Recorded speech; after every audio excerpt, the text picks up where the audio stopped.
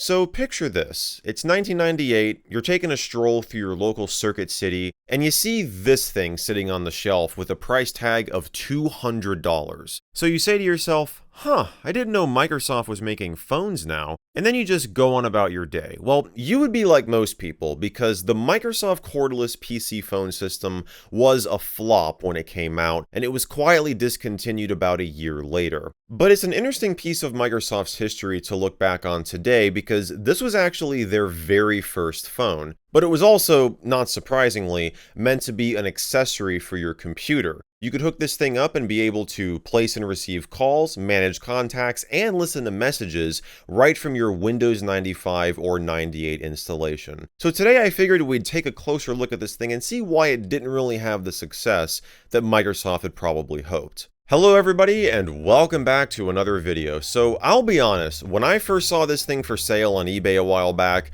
I had no idea that it even existed, and so naturally I had to purchase it because after doing some looking into this seemed like something right up this channel's alley.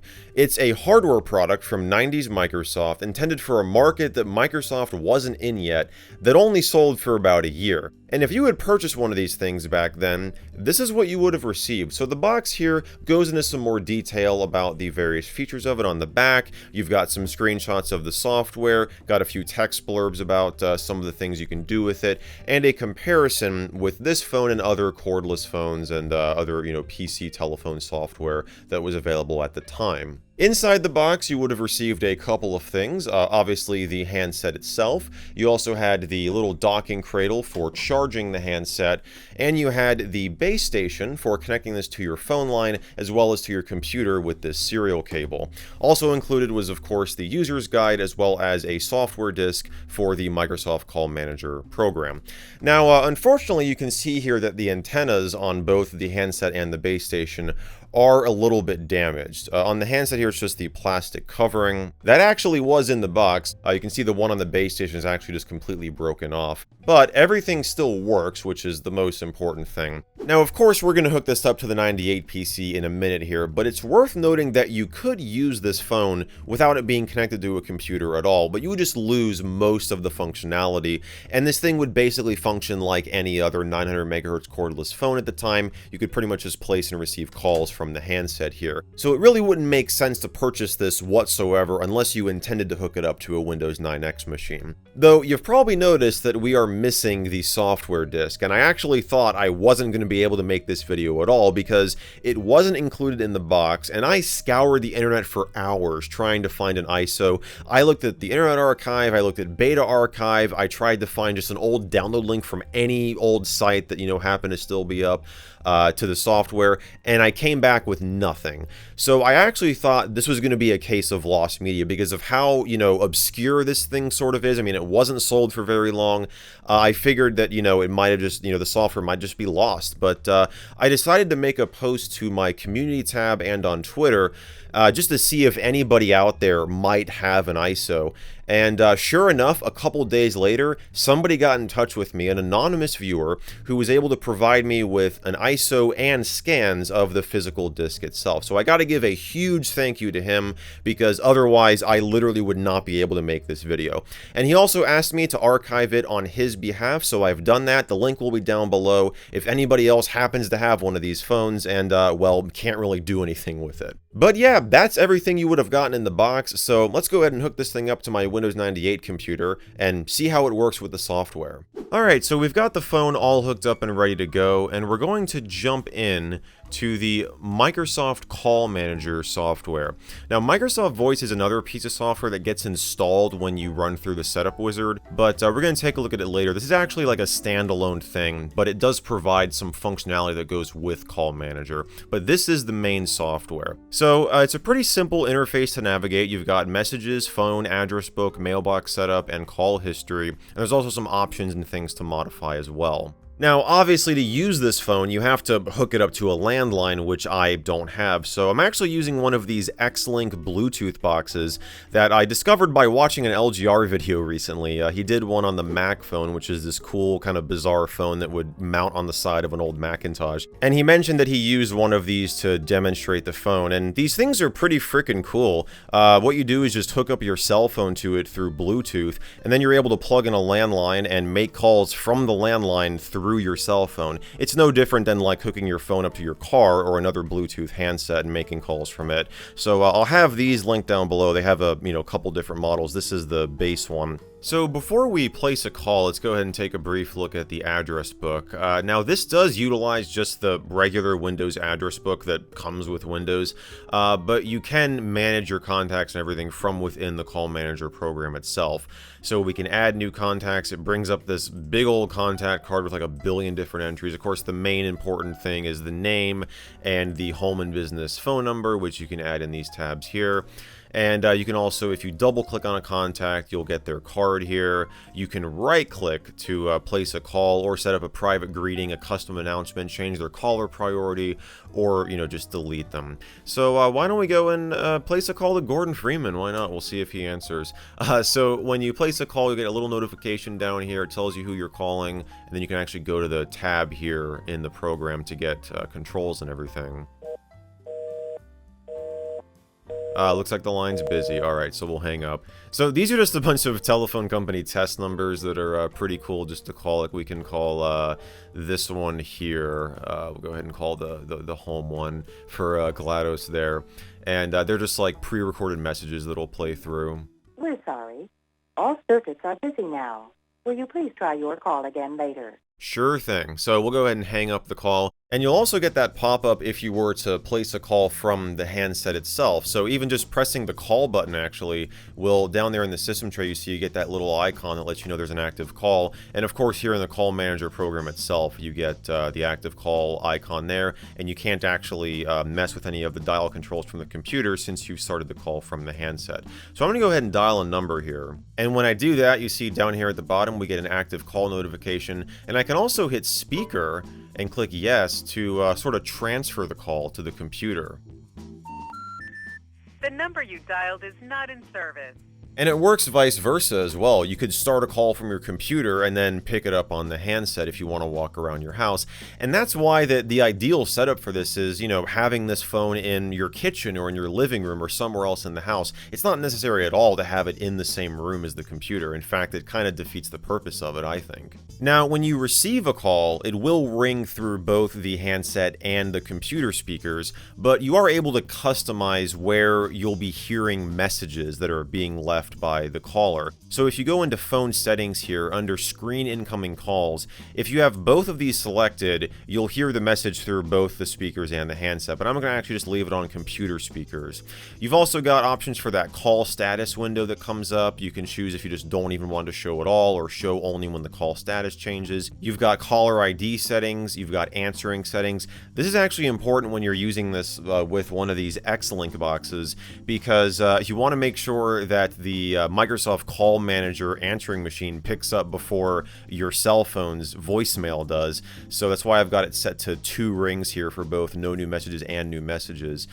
Speaking of messages, you can change the length of how long that those can be. You've got a quick play shortcut. You've got playback settings in here. You can change the computer voice. Message retrieval settings is really nice because if you don't want your messages to begin with call received from this number at this, you can just have it play the message itself. You've got some playback options there as well. Under history, these are all call history related settings, and under advanced, notable here is the auto restart functionality, because again, if your computer loses power and then restarts and the software is not running, you're not going to be able to receive messages at all. And that is again one of the biggest downsides of this entire system. So you've got that option there, and you've got a few other things in here. So yeah, let's go ahead and place a call. What I've noticed is that the handset will ring first, then the computer is going to ring, so there's a little bit of a delay there. And then after the second ring here, it will pick up the call with the answering machine. And because of the way I have it set up, you're going to hear that from the computer. After the beep. So, hello, whatever you can say. And then right from here, I can just click on this and I can choose to answer it or hang up the call while the message is, being taken. And now on the handset here, you see we have that red light blinking, letting us know we have a message. And if I go into the call manager software, under messages, there will be one unheard. And there it is. I can just click on that and hit play. Hello. And we can hear the message from here, and we can also delete it if we want to, because I don't want that one.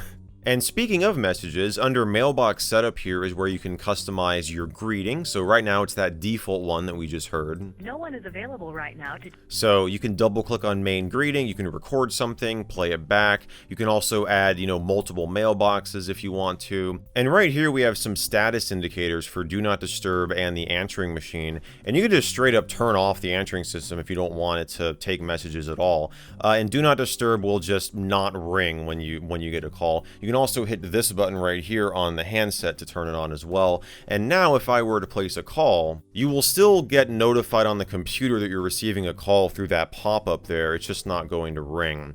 So there's that, and I could choose to go in here and answer it if I want to. And this little red flashing light on the handset towards the bottom is just letting you know that do not disturb is on. So if I press that again, it will go off. Some other things you can do from Call Manager is set up your speed dial numbers. You can also go to tools here. You got a pronunciation editor to have it pronounce certain words a certain way.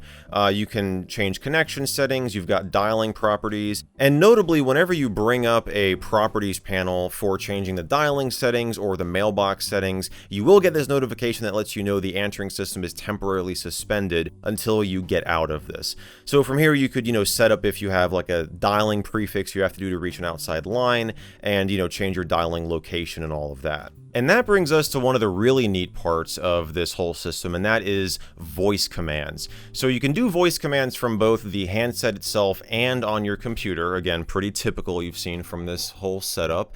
And the computer here uses the Microsoft Voice program, so it has some commands related to Call Manager. But on the handset itself, you can press this voice commands button on the side, and when you do that, you'll be able to say a voice command, and there's a whole bunch of them listed on the back of the instruction manual. You've got like a reference card here. So the way this works is when you first press the button, you'll get a tone for pressing the button, and then you have to wait for a confirmation tone before you actually say your command. And you can even do things like just checking the time, so it's not even really all call related stuff, but you're going to primarily be using it for that, I would imagine. So I'm going to go ahead and check the time, so I'll just hit the button. What time is it?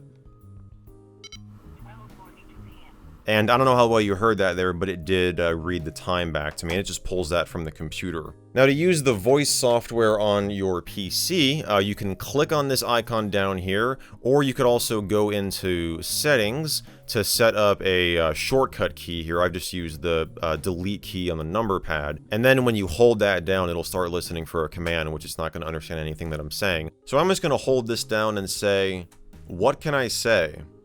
And then it will bring up a list of commands. And like I mentioned, this is software just made for use with Windows, so it's got a whole bunch of stuff for just launching programs. But I can just filter out all this by just typing in phone here. And you see you've got call this number, make a phone call, start phone dialer. I can type in call here. You've got, start Microsoft Call Manager, check messages, create voice command to call someone. And call this number, by the way, is actually neat. The way this works is you would be browsing the web, for instance, and you see a phone number you want to call. You could just highlight it and then say call this number, and it would call that number. This wasn't meant for you to say call and then actually say a phone number. So let's try open Microsoft Call Manager. And it didn't get that. I've had more success with the handset itself than actually doing this on the computer. Open Microsoft Call Manager. Doesn't understand. I think it's start, actually. Start. Oh, okay, and it just heard copy selection. It is start Microsoft Call Manager. Start Microsoft Call Manager. There we go. So, yeah, you can just, call numbers from your computer if you want to. Another neat thing you can do from the phone, one of the voice commands is leave a voice memo. And you might have seen in the software here under messages, a couple of these show up as voice memos. And basically what it does is it's like leaving a message to yourself, but it just, denotes it as a voice memo instead of just a message from a phone number, which is kind of neat. So if I were to pick this up and hold down the voice command button, take a memo, and then it's going to play your answering machine message. And I'll say, hello, this is an important memo, please don't lose it. And then I hang up, and now you see we get a voice memo in there. There's also some options to change settings for, like, if you know how I was saying earlier, how you can have it play, like when someone's leaving a message through your computer speakers or from the phone, you can use a voice command to change that setting. So yeah, it's pretty nice. You've got a good amount of commands that you can do. So yeah, it's honestly a really neat little system. I mean, I've been using it here, and I've been kind of impressed at just what it's able to do. But the reason why I would say that this thing failed is not just because of the price, but also the fact that, to be honest, as cool as all this stuff is, I feel like the amount of people who could actually benefit from something like this is pretty low. I mean, this did a good job at sort of merging your phone and your computer into one thing and providing you with some convenience, but a plain old cordless phone and an answering machine would offer what 99% of people wanted in a phone back then. And as pointed out in a New York Times article from the time, $199 is a lot to spend on a single line 900 megahertz analog cordless phone. For just a few dollars more, you can get a 2.4 gigahertz digital spread spectrum cordless phone with greater range, 2-line capability, and protection against electronic eavesdroppers, referring to the fact that you could sometimes pick up people's conversations by using a baby monitor on the same frequency as this phone if you were close enough. The other main problem with this setup was, as I've already mentioned, you have to have a computer to take advantage of all the features like voice commands and even the answering machine